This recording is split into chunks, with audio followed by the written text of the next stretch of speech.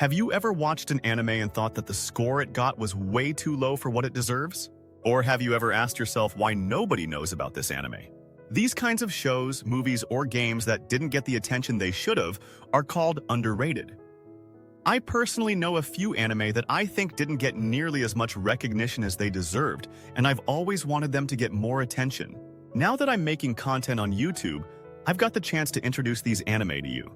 Just so you know, the anime I talk about in this video might be something you've already seen or heard of. My goal is to introduce these shows to people who might not know about them. So, if you're planning to come into the comments saying, "Bro, everyone knows this one," instead, please recommend other underrated anime you think deserve more recognition. Maybe I've seen them, and I'll talk about them in future videos. So, this video is about two anime that, in my opinion, didn't get the recognition they deserve and are way underrated. By the way, I've reviewed the stories of these anime without any spoilers. There might be some brief hints here and there, but I tried to keep it as spoiler-free as possible. Now, let's get into the anime I randomly came across and believe it should definitely get a lot more attention. The anime is called 86. Yeah, a simple numeric name that, if you don't search it exactly this way on some websites, you might not even find it. Now, let's talk about the story of this anime. What's 86 about? Honestly, explaining the story is a bit tricky because at first, it doesn't give us much information about its world. This is one of its weaknesses, and it might confuse you a bit in the beginning. But hang in there. Things will gradually clear up for you. The story is set in 2148 in a country called the Republic of San Magnolia. You've probably noticed right away that all the people in this country have silver hair. Keep that in mind. We'll come back to it later. The Republic of San Magnolia has been at war with the Gaiden Empire for 9 years. In this empire, there's an AI army called the Legion. The thing is, a stupid mistake causes this army to go out of control. The story begins when these war machines, instead of following orders, start seeing the whole world as their enemy and begin destroying everything. It turns into an Eren Yeager situation, and they attack all foreign countries. These legions aren't something that can be easily destroyed, though, because they constantly upgrade and rebuild themselves. The result? They're always in the picture. On the other hand, with their advanced technology, they've isolated the Republic from the rest of the world. No one knows what's going on in other countries.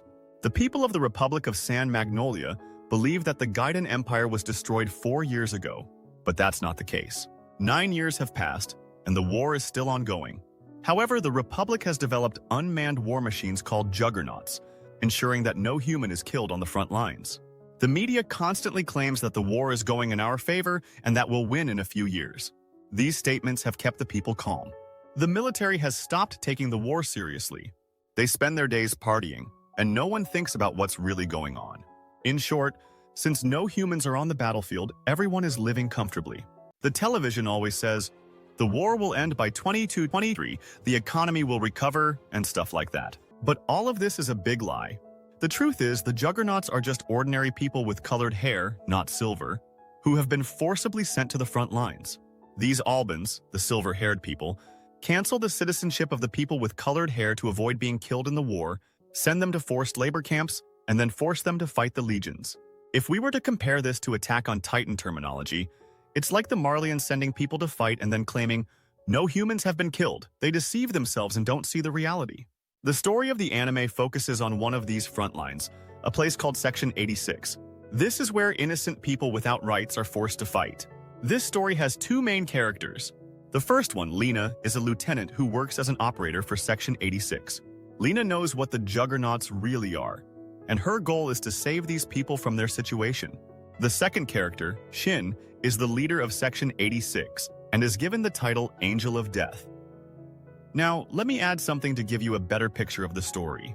These legions we've mentioned use human brains as processors. That means they take the brains of people who weren't killed or wounded in the war and exploit them for their own use. This is why Shin, in order to prevent his comrades from falling into the hands of the legions and turning into these creatures, has to eliminate them himself. For this reason, he's given the title Angel of Death or Shinigami. The anime focuses on the kids of Section 86 and Lena's efforts. Along the way, many secrets and events unfold from the story. In short, I have to say I fell in love with 86. Even though I usually don't enjoy mecha, robot anime, I've placed this one on my list of favorites. If you're not fond of the mecha aspect, don't worry. I started with the same assumption, but I was completely surprised. However, I should mention that the anime isn't very strong at explaining its world. I might have even made some mistakes in my explanations, but the story and character development are so good that they make up for this weakness. Some scenes might seem aimless at first, but later you'll understand why they were there and what importance they held.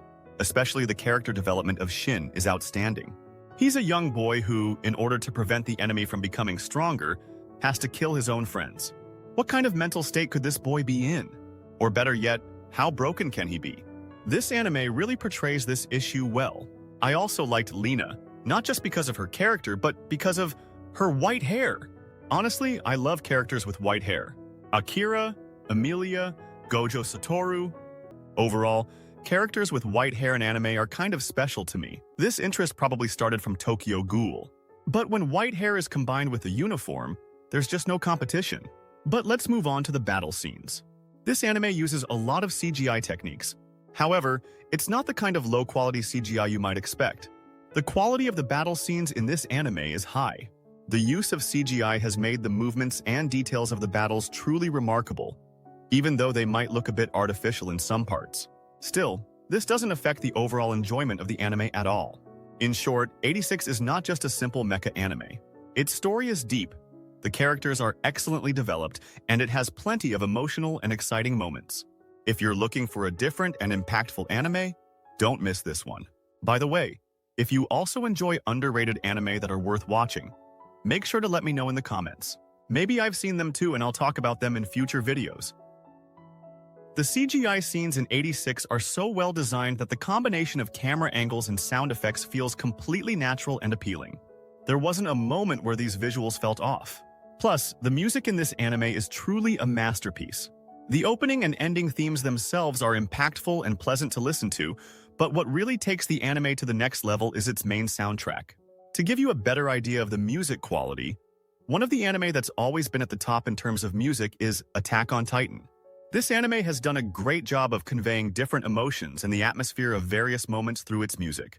The music for that anime was composed by Hiroyuki Sawano, the same person who created the soundtrack for 86, so you can be sure that it's of a certain high quality. Now, about the finale, no spoilers. I have to say this anime really left an impact on me. I won't say whether it was a positive or negative one. You'll have to see it for yourself and judge. But one thing I'm certain of is that it's rare for an anime to make me feel this emotional. In my opinion, it has one of the best season finales out there. Just don't get confused. I'm talking about the season finale, not the end of the entire story. The anime is still ongoing. So far, 2 parts have been released, one with 11 episodes and another with 12. So in total, it's a 23-episode season. With just these 2 parts, you can finish it. If you're looking for an anime where the characters and story take priority, definitely give 86 a chance. This anime deserves it. Now, let's get to the main reason I made this video. The anime Idaten. It's one of those that's really underrated, and I believe it deserves to be way more popular. Among those anime that I can say deserve to be seen more, Idaten is undoubtedly one of the best. You know, there are some movies, series, anime, or games that, when you approach them without any prior knowledge or expectations, they do something to you that sticks with you for a long time. Idaten is exactly one of those. I'll explain the story to you, but if you trust me a little and feel like our tastes align, stop the video right now and go watch the first episode of this anime until the end. Once you finish the episode, you'll understand the vibe this anime has. If you're not in the mood for that right now, stay with me and let's dive into the story. The story begins when humans are on the brink of extinction due to demons. That's when legendary warriors called Idaten step into the scene. In a war known as D1, the Idaten destroy most of the demons and seal the rest away to prevent any future threats. To protect this seal, the last surviving Idaten, Rion, takes on the responsibility. Rin then spends 800 years guarding the seal while also training a new generation of Idaten. One thing I should mention, Idaten are practically immortal. They don't age, and even if their limbs are severed, they don't face any problems. They also have the ability to fly, incredible speed, and all kinds of other extraordinary abilities.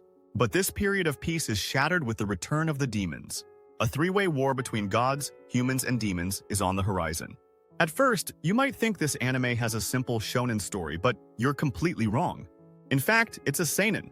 Seinen genre means adult-oriented. In the coming days, I'll post a video explaining all anime genres in under 8 minutes, so make sure to subscribe so you don't miss it. Well, this anime is seinen. full of violence, madness, and even adult scenes. It shows you this right from the first episode. At the end of the first episode, a city that's been attacked shows a beautiful nun sitting in a church, praying. At that moment, enemy soldiers attack the church. Their filthy actions and dark intentions are clear. When I saw this for the first time, I thought, okay, now the Idaten will show up, rescue the nun, and she'll join their group. The story will continue. It's a typical cliché. We've seen this scene in 50 other anime. A girl in danger, and the main character saves her. The nun is also in the opening credits, so she's definitely one of the main characters. I was sure this would happen. But here's what happens next. The soldiers get closer to the nun. She starts yelling at them, "What are you doing?" Then the soldiers rip her clothes apart. The nun throws a C symbol she has in her hand, and at that exact moment, no one comes. And then the ending credits start. Honestly, I didn't expect anything like this at all. My reaction was just like Yuji's, exactly the same level of shock. When I was expecting to watch a simple war anime, I never thought it would have such brutal and intriguing scenes. It felt like I was hit with a huge shock, and this was just one example. The anime is filled with dark and heavy moments everywhere. Violence, the worthlessness of human life. It's like humans are just insignificant. The scenes I mentioned are just the tip of the iceberg. For example, some scenes that are only shown for a second, but your mind fills in the rest. Why can't I explain it properly? I think you get what I mean. Wow, that was just one thing. The anime is definitely designed for an adult audience, that's clear.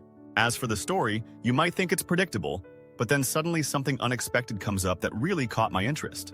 ただいま、ミク姉ちゃん。食料買ってきたよ。おかえり、テータくん。どうする？ご飯にする？それとも遊んでから？うん。すぐ遊びたい。しょうがない。Especially the character Wisely, who kept changing my opinion about him. Is he a good guy? Bad? What's his goal? What is he up to? I really couldn't figure it out. Miku is also amazing. She's a full-on psycho. Her actions, her brilliant mind. A person like her definitely shouldn't be let out of her camp. One thing I haven't seen in many anime is the use of color palettes. Except for JoJo, I don't think I've seen this level of color experimentation in any other anime.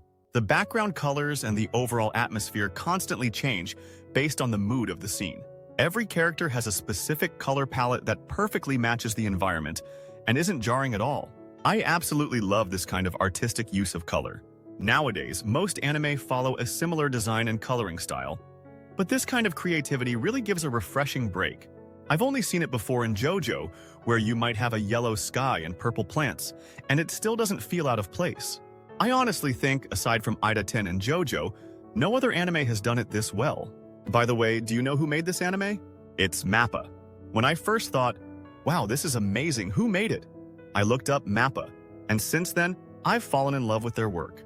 This studio really knows how to create a masterpiece. Even the opening credits are incredible. Both the song and the visuals are a work of art. It's like they're showing you a strange mix of delirium and intense hallucinations. For me, it's the best opening of that year. This anime really has a unique style that you don't see often. But I don't know why no one talks about it. I thought maybe the people around me just don't know about this anime, but it seems like very few people have seen it worldwide. I'm sure in a few years, everyone will realize what it was and start discussing it. So why did I only talk about these two animes? Because I really enjoyed them. They're animes I watched with love, and I didn't just want to talk about their stories, I wanted to share my thoughts as well. I'm sure many of you will like the anime 86, but the anime Idaten might be more appealing to certain people. If you're a little crazy like me, you'll definitely like it. If you've seen these animes too, what do you think? Or if you know of any underrated anime that you think I should talk about, definitely let me know. Thanks for your support, and for watching the video all the way through. Take care of yourselves. For now, bye-bye.